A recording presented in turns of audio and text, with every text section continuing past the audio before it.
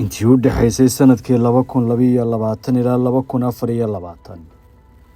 ifafaalahan hore loo arag ayaa ka curtay 3 dal oo ku yaala Aasiyada Koonfureed Sri Lanka, Bangladesh iyo Nepal waa dalal isku eg balse leh taariikh kala duwan ayna ka midaysan yahay al-arino shacab careysan oo shan gabasho lahayn ula wareegay tirada dalkooda kadib markay xuun ka tuugeen hogaamiyaashii muddada dheer dalkaasi soo maamulayay ma ahayn kacdoon ku yimid abaabul xisbi ama hoggaan siyaasadeed oo isku dubarideen balse waxa uu ahaa kacdoon iskiisa oo ku dhashay dulmi iyo rajabeel muddo badan soo jiitamay oo shacabka saddexdan dal ay muddo dheer naawilayeen warbixintan waxaynu ku eegaynaa kacdoonadii dowladahaasi mid kasta waxa uu gaarka u lahaa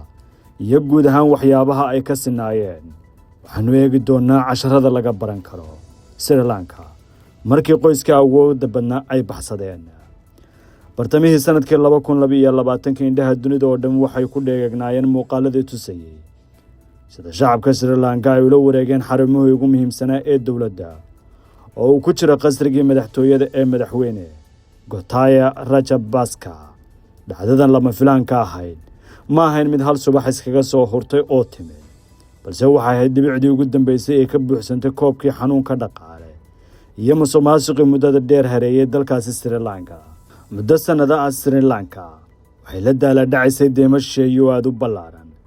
gaar ahaan qaansheegadkii ay ka qaadatay Shiinaha kuwaasoo ay ku kharash garaysay mashaariic aan faa'iido lahayn oo qoyska Rajapaksa oo dalka maamulaya in ka badan 20 sano waxa ay ku shaqeynayeen siyaasado aan lahayn aragti fog COVID-19 ayaa sii cakiray xaaladii dhaqaale ee Sri Lanka waxaana hoos u dhacay dalxiiska oo ahaa isha ugu muhiimsan ee dakhliga dhaqaalaha ee dalkaas 2022 waxa uu la kowsaday iyadoo uu kor u kacayo sicirku gaarayna wax ka badan 50% sicir bararka rubiyada dalkaas ayaa lumisay wax ku dhow 80% qiimaheeda lacageed tani waxay keentay shacabkii banaanada ay u soo baxaan laamiyada ay buux dhaafiyaan halkaasna uu ka curto kacdoon aan loo kala harin ugu dambeyntiina 13 Julaay ee sanadkaas qasriga madaxtooyada ayaa loogu daatay madaxweynihii dalkaas taasi waxay ku kaliftay inuu ka baxsado dalka kadibna iscasilo halkaas oo awoodii dalka ay gacanta shacabka u gashay lana soo gabagabeeyay muddo xileed dheer oo Sri Lanka ay ku jirtay gacanta hal qoysa ma ogtahay in Dr. Shaafici Aadan Dirir loo aqoonsaday dhakhtarka qalliimada ugu wanaagsan dalkeena Soomaaliya ahna dhakhtarkii ugu horeeyay ee dalka ka fuliya qalliimada casriga ah ee laserka uu heegan kugu yahay isbitaalka Shaafici ee magaalada Muqdisho Bangladesh kacdoonkii ardayda iyo xilka tuurista islaantii xoogga badnayd Bangladesh ayaa ka gooday Pakistan sanadkii 1971 asaasihii dalkaasi Mujibur Rahman gabadhiisa Hasiina ayaa noqotay haweeneydii ugu xilka dheereed ee dalkaasi ka tiranaysay waxa xilka loo dhaariyay 5 goor oo kala duwan waxayna xukumaysay ku dhawaad muddo 20 sano 2024 kacdoon shacab ayaa ku qasbay Sheekh Hasiina inay xilka ka degto oo ay u duusho Hindiya carartana kacdoonkii shacabka ayaa ka dhashay kadib markii ardayda jaamacadaha dalku ay qoonsadeen nidaamka qoondaynta shaqooyinka dawladda ee ay dib u soo celisay maxkamaddu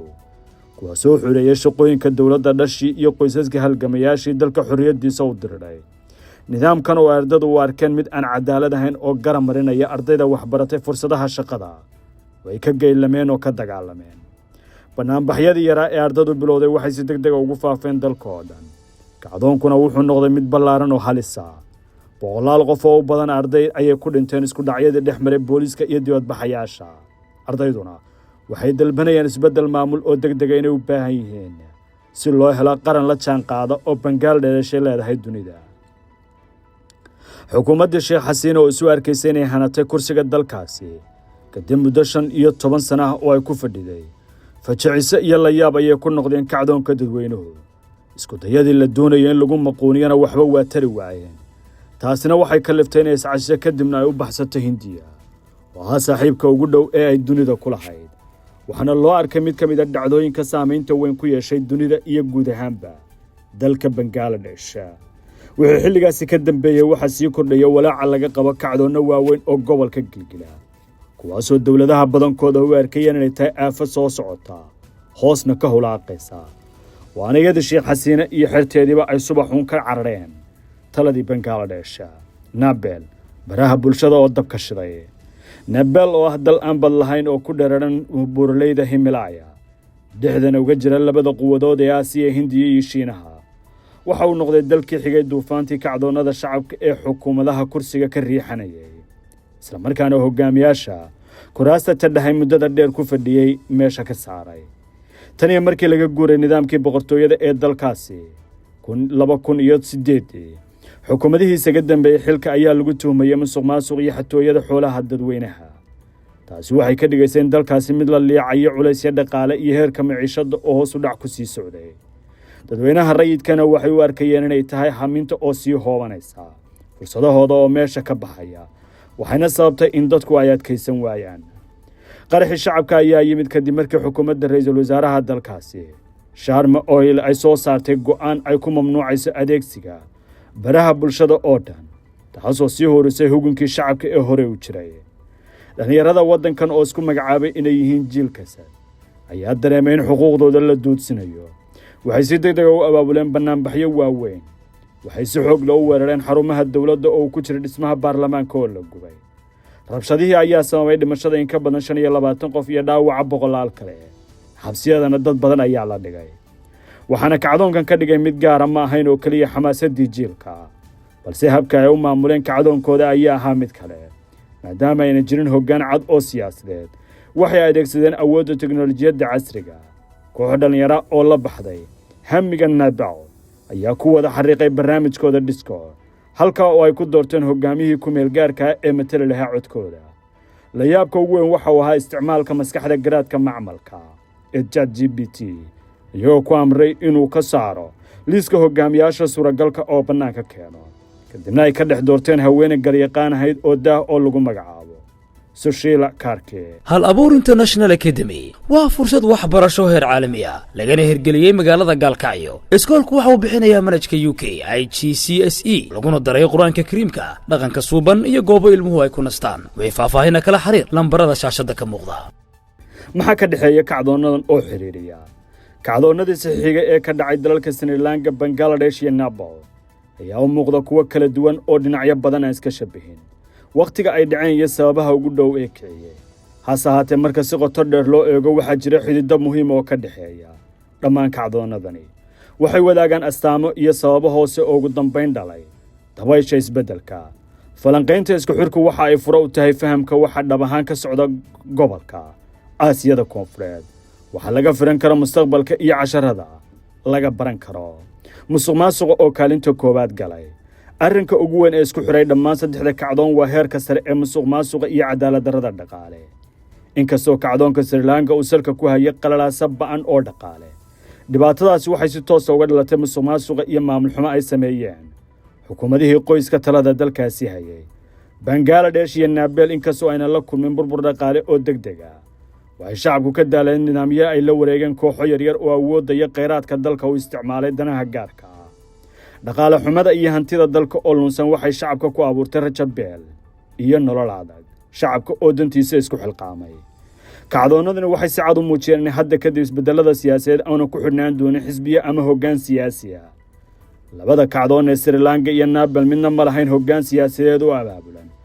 ama xisbi ka dambeeya oo ku baaqay mudaharaadyo. waxay ahaayeen kacdoonyo si dabiici ku abuurmay, waxayna ka burqadeen dadweynaha naftooda, kuwaasoo ka falceliyay dhibaatooyinka ay la kulmeen. kacdoonkii Bangladesh ay hogaamiyeen ardada ayaa isna ka baxay gacanta xisbiyada, wuxuuna isu bedelay kacdoon ballaaran oo aan la xakamayn karin. tani waxay muujinaysaa in shacabku haddii ay helaan fursad isku xirnaan ay awood u leeyihiin inay iska bedelaan nidaamyada musuqmaasuqa ku shaqeeya. kaalinta baraha bulshada iyo jiilka sada. jiilka teknolojiyadda ku kacaamay ayaa lafdhabar u ahaa kacdoonada oo dhan. waxay adeegsadeen awoodda baraha bulshada si ay abuuraan u abaabulaan una faafiyaan fariimahooda. kacdoonka Nepal wuxuu bilowday markii xukuumaddu isku dayday inay mamnuucdo baraha bulshada, taasi oo si cad u muujisay muhiimadda ay u leeyihiin dhalinyarada. dhallinyaradan ayaa ku koray teknolojiyad, waxayna lahaayeen faham qoto dheer oo ku saabsan sida baraha bulshada loo adeegsado iyo sida looga gudbo caqabadaha. Soomaaliya, shacab iyo siyaasiyiinba maxay ka baran karaan kacdoonadii ka dhacday saddexdan dal ee Sri Lanka, Bangladesh iyo Nepal? waxay shacabka Soomaaliyeed u noqon karaan cashar muhiim oo ku saabsan awoodda isbeddelka ee shacabka horseedo. waxayna barayaan in daldaloolada dhaqaale, musuqmaasuqa baahsan iyo hoggaan aan daacad ahayn ay ugu dambayn sabab u noqdaan in shacabku ay ka gelgishaan dulmiga xitaa haddii aysan jirin hoggaan siyaasadeed oo si cad ugu baaqaya isbeddel haddii shacabku isku duumo aragtidiisana midayan waxaan shak ku jirin isbeddel iyo tub cusub ay dalka u horseedi karaan awoodda dhallinyarada iyo isticmaalka baraha bulshada ayaa noqon kara meel loo adeegsado isbeddel dhalin iyo baraarug shacab waana haddii loo adeegsado sida saxda ah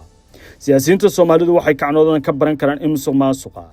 cadaalad darrada iyo awood iskoobsigu ayna ahayn wax weligood sii socon kara kacdoonadii Sri Lanka Bangladesh iyo Nabel waxay muujinayaan haddii hogaamiyaashu ay dayacaan baahida shacabka gaar ahaan jiilka tiknoolajiyadda ee dhallinyarada in awoodda dhabta ah ay ugu dambeyn ku jirto gacanta dadweynaha